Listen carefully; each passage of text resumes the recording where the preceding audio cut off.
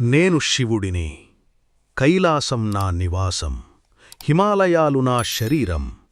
గంగ నా జటాజూటం నుండి పారుతుంది. ఆకాశం నా స్వరూపం, భూమి నా పాదాల కింద వినమ్రంగా ఉంటుంది. అగ్ని నా నేత్రములో వెలుగుతుంది. వాయువు నా శ్వాస, జలం నా కరుణ. పంచభూతాలు నా శరీరంలో భాగాలు. యుగాలు గడిచినా, కాలం మారినా హిమాలయాలు మారవు.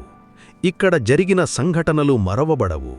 రాళ్లకు జ్ఞాపకాలుంటాయి, మంచుకు కూడా కన్నీళ్లొస్తాయి. ఈరోజు నేను మీకు ఒక యాత్ర గురించి చెప్పాలనుకుంటున్నాను. మనుషులు సశరీరంగా స్వర్గానికి వెళ్ళిన యాత్ర, పాండవులు నడిచిన మార్గం, నేను స్వయంగా సాక్షిగా నిలిచిన అద్భుతమైన ఘట్టం. ఆ మార్గానికి పేరు స్వర్గారోహిణి. కురుక్షేత్ర యుద్ధం ముగిసింది. ధర్మం గెలిచింది. ధర్మరాజు హస్తినాపురాన్ని పరిపాలించాడు. దశాబ్దాలు గడిచాయి. శరీరాలు ముసలివయ్యాయి. రాజ్యం నిండిపోయింది. కాని సంసారం శాశ్వతం కాదు. రాజ్యం శాశ్వతం కాదు. శరీరం శాశ్వతం కాదు. ఒకరోజు ధర్మరాజు నిర్ణయించుకున్నాడు, ఇక చాలు, ఈ లోకంలో చెయ్యవలసినది అయిపోయింది. స్వర్గానికి వెళ్లే సమయం వచ్చింది. అతను తమ్ముళ్లను పిలిచాడు, ద్రౌపదిని పిలిచాడు, రాజవస్త్రాలు వదిలేశాడు, కిరీటం వదిలేశాడు. వారరుగురు, ధర్మరాజు, భీముడు, అర్జునుడు, నకులుడు, సహదేవుడు, ద్రౌపది హిమాలయాల వైపు బయలుదేరారు. అప్పుడు ఒక కుక్క వారి వెంట నడవడం మొదలుపెట్టింది. ఎక్కడి నుండి వచ్చిందో తెలియదు, ఎవరూ పిలవలేదు. కాని అది వచ్చింది, వారితో నడిచింది. ధర్మరాజు చూశాడు, దానిని వదిలిపెట్టలేదు, స్వీకరించాడు. ఆ కుక్క ఎవరో నాకు తెలుసు, కాని ఆ రహస్యం తరువాత తెలుస్తుంది. వారు ముందుకు నడిచారు. స్వర్గారోహిణి యాత్ర మొదలైంది. పాండవులు మొదట దక్షిణంగా నడిచారు. లవణ సముద్రం, ఉప్పునీటి సముద్రం చేరుకున్నారు. సముద్రమంటే అనంతం. సముద్రమంటే వదిలిపెట్టడం. అలలు వస్తాయి, వెళ్తాయి, వాటికి అతుక్కోవడం లేదు. జలతత్వం ఇదే నేర్పిస్తుంది. పట్టుకోవడం కాదు, వదలడం నేర్చుకో. అప్పుడు సముద్రతీరంలో అగ్నిదేవుడు ప్రత్యక్షమయ్యాడు. మంటల రూపంలో, తేజస్సుతో నిండిపోయి నిలిచాడు. అర్జునుని వైపు చూశాడు. అర్జునా, నీ గాండీవం, ఆ ధనుస్సు నీది కాదు. దేవతలు దానిని నీకు ఒక పనికోసం ఇచ్చారు, భూమిపై అధర్మాన్ని నాశనం చెయ్యడానికి. ఆ పని పూర్తయింది, ఇప్పుడు దానిని తిరిగి ఇవ్వు. అర్జునుడు నిలిచాడు. గాండీవం అది కేవలం ఆయుధం కాదు, అది అతని గుర్తింపు, అది అతని జీవితం. అది లేకుండా అర్జునుడు ఎవరు? కాని అర్జునుడు అర్థం చేసుకున్నాడు. గాండీవాన్ని సముద్రంలో విసిరాడు. నీళ్లు దానిని స్వీకరించాయి. అగ్నిదేవుడు అదృశ్యమయ్యాడు. నేను చూస్తున్నాను. ఇదే యాత్రలో మొదటి పాఠం. చేతిలో ఉన్నదానిని వదలగలిగినప్పుడే ముందుకు వెళ్ళగలం. పాండవులు నైరుతి దిశగా నడిచారు. పవిత్ర క్షేత్రాలు దర్శించుకున్నారు. మళ్లీ పశ్చిమంగా తిరిగారు. ద్వారక చేరుకున్నారు. అర్జునుడు ఆగిపోయాడు. అతను ఒకప్పుడు ఈ నగరాన్ని చూశాడు, శ్రీకృష్ణుని నగరాన్ని. బంగారు శిఖరాలు, రత్నఖచిత మందిరాలు, సంతోషంగా నిండిన వీధులు, కృష్ణుని నవ్వు ప్రతి వాకిట్లో ప్రతిధ్వనించిన నగరం. ఇప్పుడు సముద్రం అన్నింటినీ మృంగేసింది. ద్వారక మునిగిపోయింది. నీటి కింద అందమైన నగరం, నీటి కింద జ్ఞాపకాలు, నీటి కింద కృష్ణుడు నడిచిన వీధులు. పాండవులు నిశ్శబ్దంగా నిలిచారు. మనసులు భారమయ్యాయి, కళ్ళు తడిశాయి. ఈ దృశ్యం వారికొక సత్యం చెప్పింది. ఏదీ శాశ్వతం కాదు. కృష్ణుడు వెళ్ళిపోయాడు. ద్వారక మునిగిపోయింది. రాజ్యాలు అస్తమిస్తాయి. సంపద నశిస్తుంది. మిగిలేది ఏమిటి? ధర్మం మాత్రమే. వారు ఉత్తరంగా తిరిగారు. ఉత్తరంగా హిమాలయాలు. రిషికేశ్ చేరుకున్నారు. గంగ స్పర్శ పొందారు. నా జటాజూటం నుండి పారిన నీళ్లు వారి పాదాలను తాకాయి. అక్కడి నుండి హిమాలయాలు మొదలయ్యాయి. మార్గం పైకి వెళ్ళింది, పైకి వెళ్ళింది, ఇంకా పైకి వెళ్ళింది. గాలి చల్లగా మారింది, శ్వాస కష్టంగా మారింది, నేల రాతిగా మారింది, మంచు మొదలయింది. అప్పుడు ఇంద్రుడు వచ్చాడు మొదటిసారి. స్వర్ణ రథంతో, దేవతల రాజుగా, మెరుపులతో నిండిపోయి నిలిచాడు. ధర్మరాజా, రా, నీవు స్వర్గానికి అర్హుడవు, ఈ రథంలో కూర్చో, కాని కుక్కను తీసుకురావద్దు. ధర్మరాజు చెప్పాడు, కుక్కను వదిలి నేను రాలేను. ఇంద్రుడు వెళ్ళిపోయాడు. తరువాత వస్తానని మనసులో అనుకున్నాడు. పాండవులు నడుస్తూనే ఉన్నారు. జలతత్వం, ద్రౌపది పతనం. హిమాలయాల్లో నడుస్తున్నారు. మంచుపైన అడుగులు, చుట్టూ తెల్లని నిశ్శబ్దం. జలమంటే ప్రేమ, జలమంటే ప్రవాహం. జలం సమానంగా పారుతుంది, అన్ని దిశలకు, అన్ని ప్రదేశాలకు. జలం పక్షపాతం చూపదు. అప్పుడు ద్రౌపది పడిపోయింది, మంచులో, నిశ్శబ్దంగా. ఆమె కళ్ళు మూసుకుంది. భీముడు తిరిగి చూశాడు. గొంతు వణికింది. అన్నయ్య, ద్రౌపది పడిపోయింది. ఆమె ధర్మపత్ని, పతివ్రత. ఆమె ఎందుకు పడిపోయింది? ధర్మరాజు ఆగలేదు. కళ్ళు తడిశాయి, కాని నడుస్తూ చెప్పాడు, ద్రౌపది మహాసాధ్వి, కాని ఆమె హృదయంలో ఒక లోపం ఉంది. అర్జునుణ్ణి ఎక్కువగా ప్రేమించింది, మిగిలిన వారిని తక్కువగా చూసింది. జలం అన్ని వైపులా సమానంగా పారాలి, కాని ఆమె ప్రేమ ఒకే వైపు పారింది.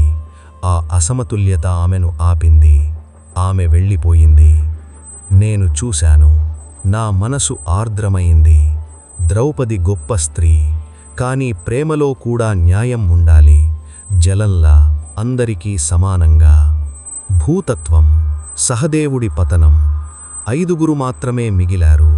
ధర్మరాజు, భీముడు, అర్జునుడు, నకులుడు, సహదేవుడు.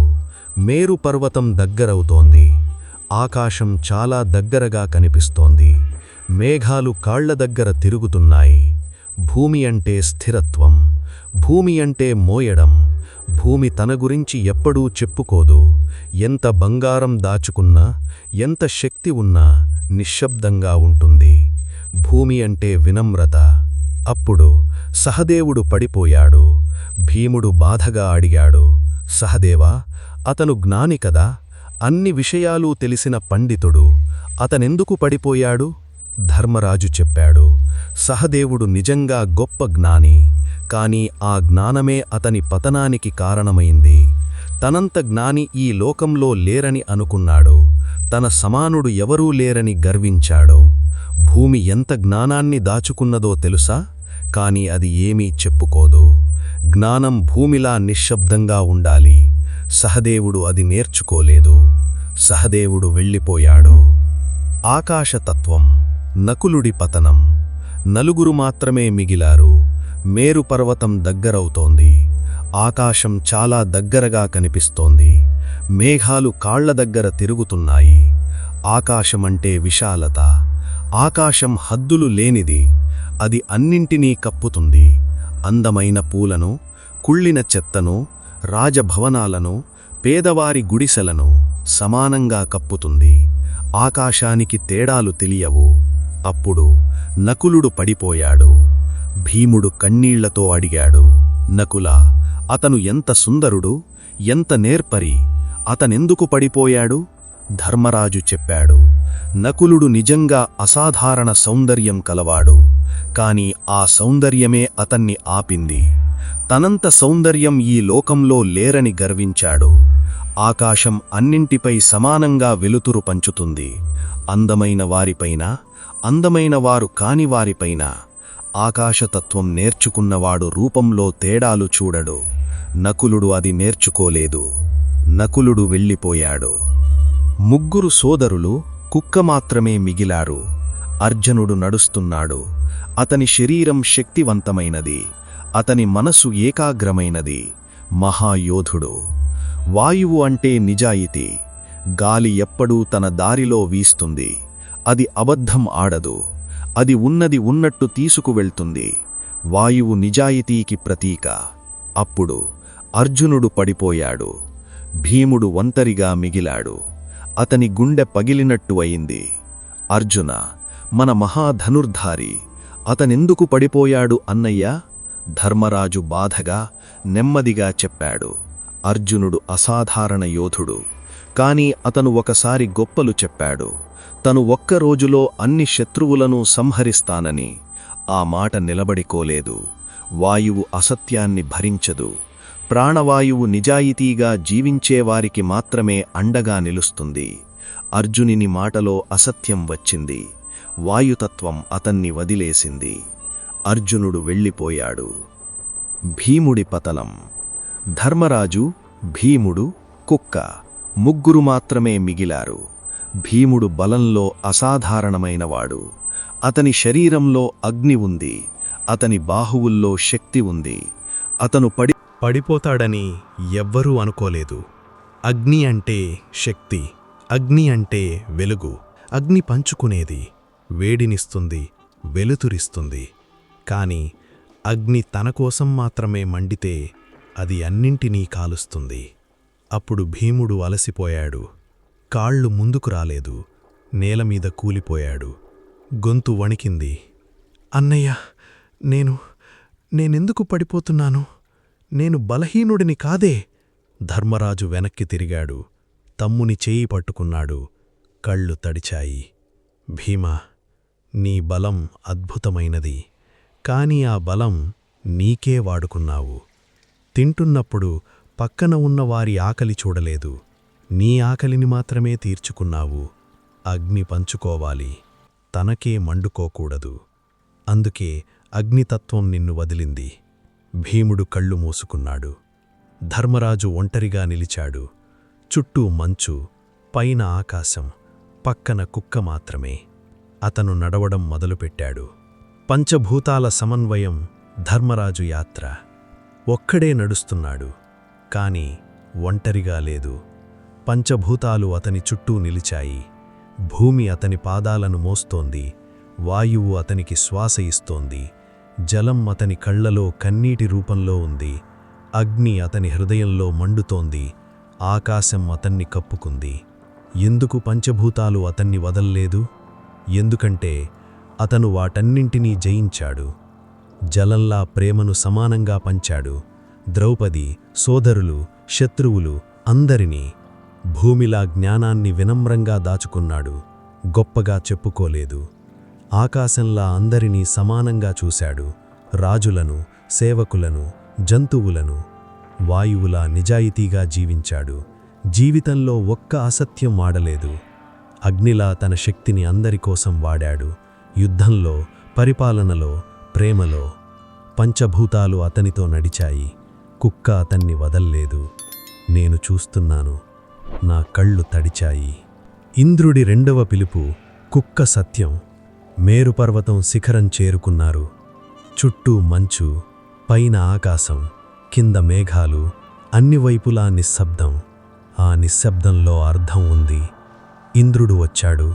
మళ్ళీ స్వర్ణరథంతో, దేవతల రాజుగా. ధర్మరాజా, ఇప్పుడు రా, రథంలో కూర్చో. స్వర్గం నీకోసం వేచి ఉంది. ధర్మరాజు చెప్పాడు. నా సోదరులు లేరు, ద్రౌపది లేదు. వారిని వదిలి నేను స్వర్గానికి రాలేను. ఇంద్రుడు చెప్పాడు. వారందరూ స్వర్గంలో ఉన్నారు. వారు ముందే చేరుకున్నారు. నీవు వెళ్తే వారిని కలుస్తావు. ధర్మరాజు అడిగాడు. ఈ కుక్కను కూడా తీసుకువెళ్ళాలి. ఇంద్రుడు తల అడ్డంగా ఊపాడు. కుక్కలకు స్వర్గంలో చోటు లేదు. నీవు మాత్రమే రా. ధర్మరాజు కదల్లేదు. ఇది నన్ను నమ్మింది. ఈ మొత్తం యాత్రలో నన్ను వదల్లేదు. నమ్మిన వారిని వదలడం అది పాపం. స్వర్గం కోసం కూడా నేను నా మిత్రుణ్ణి వదలను. ఇంద్రుడు మళ్ళీ చెప్పాడు. నీ సొంత సుఖం కోసం ఆలోచించు. కుక్కను వదిలిరా. ధర్మరాజు చెప్పాడు. నా సొంత సుఖం కోసం నా మిత్రుణ్ణి వదలడం అది ధర్మం కాదు. అది నేను చెయ్యలేను. నేను బ్రతికి ఉన్నంతవరకు నన్ను నమ్మిన వారిని వదలను. అప్పుడు కుక్క రూపం మారింది. ఆ చిన్న జంతువు స్థానంలో తేజస్సు, వెలుగు, దివ్యమైన స్వరూపం. ధర్మదేవుడు, యముడే స్వయంగా నిలిచాడు. వత్స, ధర్మరాజా, ఈ యాత్రలో నీవు 3 పరీక్షలు దాటావు. హిమాలయాల్లో కుక్కను వదలమని చెప్పినప్పుడు నిరాకరించావు. సోదరులందరూ పడిపోయినా ఆగలేదు. స్వర్గం ఎదురుగా ఉన్న మిత్రుణ్ణి వదల్లేదు. ఇదే ధర్మం. నీవు పరీక్షలో గెలిచావు. నేను చూశాను. నా కళ్ళు తడిచాయి. నా హృదయం నిండిపోయింది. ఇదే ధర్మం. ఇదే మోక్షం. శివుని సందేశం. నేను శివుణ్ణి. పాండవులు స్వర్గారోహిణి మీద నడిచారు. ఒక్కొక్కరూ పడిపోయారు. ఆ పతనం వారి అపజయం కాదు, అది వారి ఆత్మశుద్ధి. ద్రౌపది జలతత్వాన్ని జయించలేదు, ప్రేమలో పక్షపాతం చూపింది. సహదేవుడు భూతత్వాన్ని జయించలేదు, జ్ఞాన అహంకారం వదల్లేదు. నకులుడు ఆకాశతత్వాన్ని జయించలేదు, రూపగర్వం వదల్లేదు. అర్జునుడు వాయుతత్వాన్ని జయించలేదు, అసత్యం నోటి నుండి వచ్చింది. భీముడు అగ్నితత్వాన్ని జయించలేదు, శక్తిని తనకే వాడుకున్నాడు. ధర్మరాజు మాత్రమే అన్నింటినీ జయించాడు. పంచభూతాలు మీలోనూ ఉన్నాయి. జలంలా ప్రేమించండి, అందరినీ సమానంగా. భూమిలా వినమ్రంగా ఉండండి, జ్ఞానం ఉన్నా గర్వపడకండి. ఆకాశంలా విశాలంగా ఆలోచించండి, తేడాలు చూడకండి. వాయువులా నిజాయితీగా జీవించండి, అసత్యం మిమ్మల్ని నాశనం చేస్తుంది. అగ్నిలా శక్తిని పంచండి, కేవలం మీకోసం కాదు. స్వర్గారోహిణి ఒక పర్వతం మాత్రమే కాదు, అది మీ అంతరంగంలో ఉన్న మార్గం.